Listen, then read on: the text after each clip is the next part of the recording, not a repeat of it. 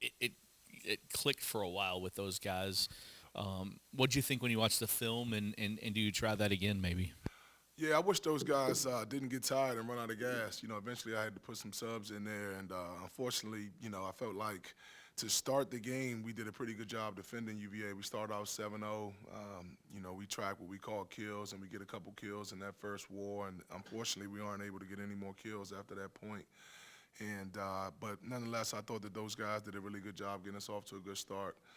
Obviously, right now they're playing for more than anybody else in regards to being seniors, and this potentially being their last game. So I intend on going with that lineup on tomorrow and seeing if those guys can get us off to another good start.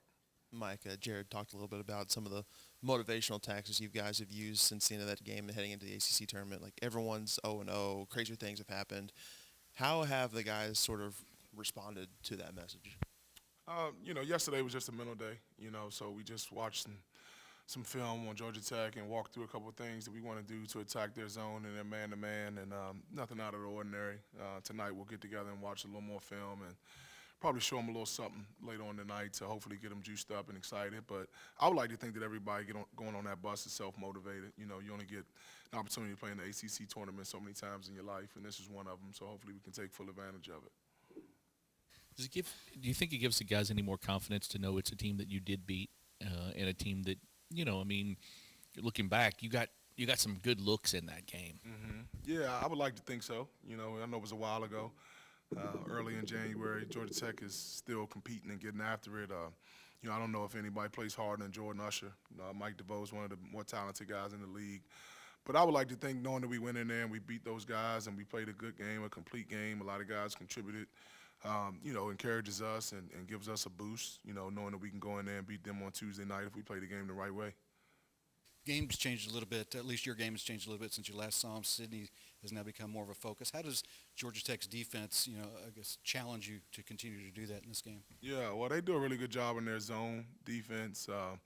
They fly around. Guys are frenetic and play with hands and get a lot of deflections. It allows them to get out in transition and get some easy baskets. And we have to find a way to attack that zone, get Sid involved nonetheless, get the ball in the paint, open up some open threes for our shooters and get on the offensive glass. And, we have to play efficient on offense, regardless of whether they're in man or zone. They like to fluctuate back and forth. That's presented some problems for a lot of teams. Hopefully that's not the case with us, and we'll be able to flow whether they're in man or zone and attack it the way that we need to attack it.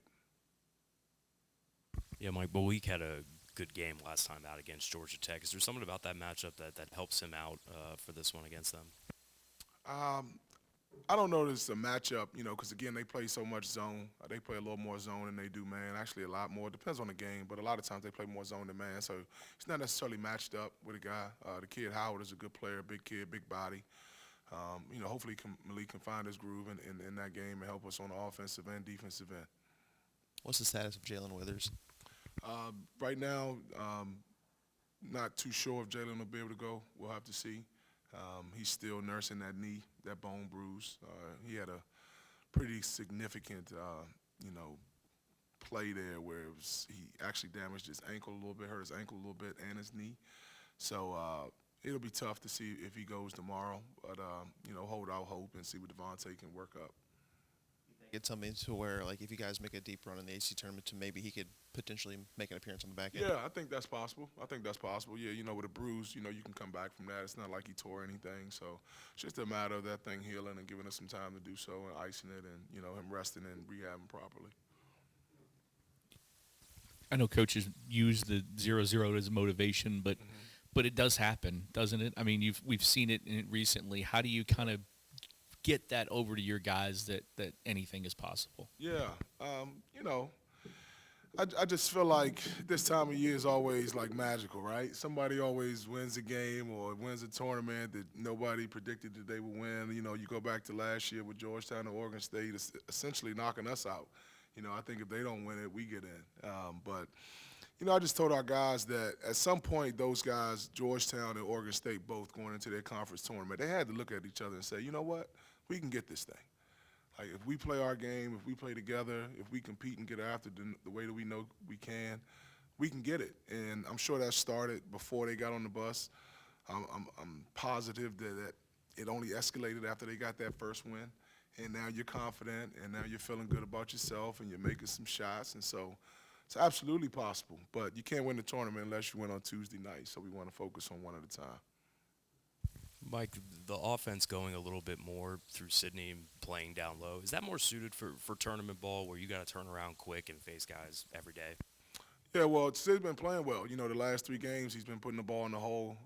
You know, he's dynamic post presence in terms of his ability to score around the rim. He's really efficient down there. You know, he doesn't miss a ton. You know, he's gotten himself in a really good shape, and he's allowed us to have somebody we can play through in the half court. We haven't had that luxury throughout the majority of the season. And so on a quick turnaround, like you said, you know, the game plan is going to pretty much stay the same offensively. It's going to try to get, you know, we're going to try to get the ball inside to both Sid and Malik. And, you know, when those guys can't get it inside, we'll play out of a ball screen and see if some guys can attack the paint, get in the lane.